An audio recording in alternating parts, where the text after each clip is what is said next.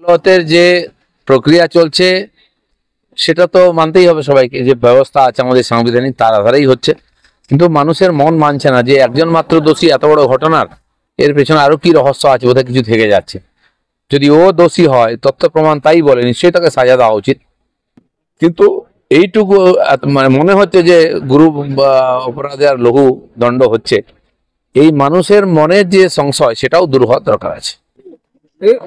এর পেছনে আর কে কে আছে কোনো আপনারা সেটা তো তদন্ত আন্দোলন তো করেছি, আমরা চেয়েছি এই যে ভয়ঙ্কর জঘন্য অপরাধ হয়েছে তার প্রকৃত অপরাধীদের সাজা হওয়া উচিত।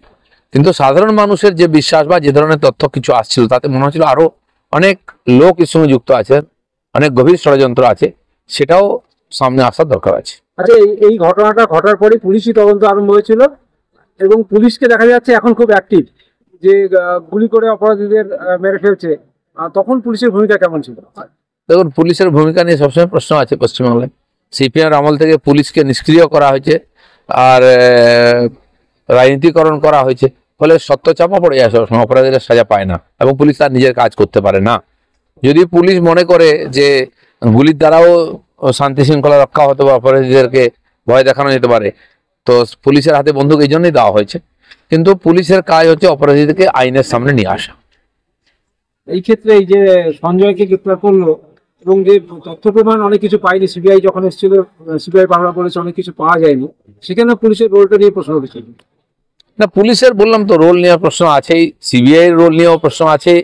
কিন্তু এই যে অত বড় জঘন্য অপরাধ হয়েছে, সারা পশ্চিমবঙ্গ কেঁপে গেছিল, সারা দেশের মধ্যে মানে সভ্য জগতের মানুষের মাথা হেঁট হয়ে গেছে, তার উপযুক্ত শাস্তি এবং প্রতিবিধান হওয়া উচিত আছে। ভূমিকা কি দেখেছেন, কি মনে হচ্ছে সিবিআই ভূমিকা? সিবিআই কে দায়িত্ব দিয়েছে কোর্ট, কারণ কোর্ট তার কাজের বিচার করবে, তাদের সে অধিকার আছে। আমরা কোর্টের উপরে বিশ্বাস রাখি। পুলিশের ভূমিকা, সাজ্জাদ আলমকে যে গুলি করা হয়েছে, না, গুলি করতে হচ্ছে কেন? যদি পুলিশ সিরিয়াস হতো অপরাধীদের ধরার ব্যাপারে, তাদের বিচার করার ব্যাপারে, তাহলে গুলিতে যায় না। তো গুলি হচ্ছে মানে আইন শৃঙ্খলা ব্যবস্থা ঠিক নেই, পুলিশের সক্রিয়তা ঠিক নেই, তাই একটা এক্সট্রিম পরিস্থিতির মধ্যে যেতে হচ্ছে।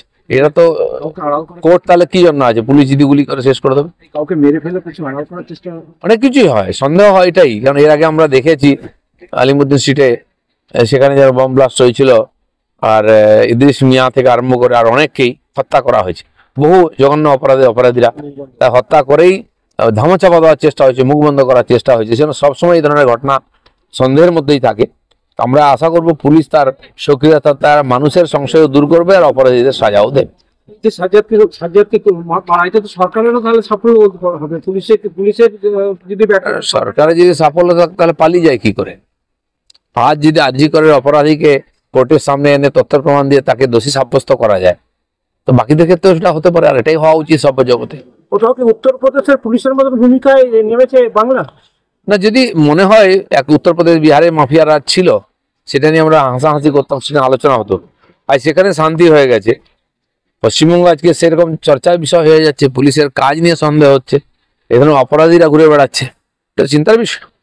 নতুন বছরে সাফল্যের চাবিকাঠি চান? সেরা জ্যোতিষের শিরোপা ইন্ডিয়ান আইকন অ্যাওয়ার্ড 2024 আর গোল্ড মেডেল প্রাপ্ত অ্যাস্ট্রোলজার আর বাস্তু কনসালটেন্ট চিন্ময় শাস্ত্রীর কাছে আজই যান। কালার থেরাপি, নামের বানান সংশোধন সহ সঠিক মানে গ্রহরত্ন দিয়ে ভাগ্য পরিবর্তন করুন। কল 9609604638 অথবা visit Bengal Ambuja city centre Durgapur.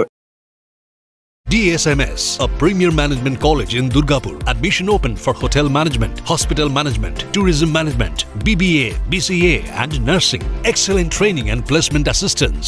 Join now. DSMS, gateway to success.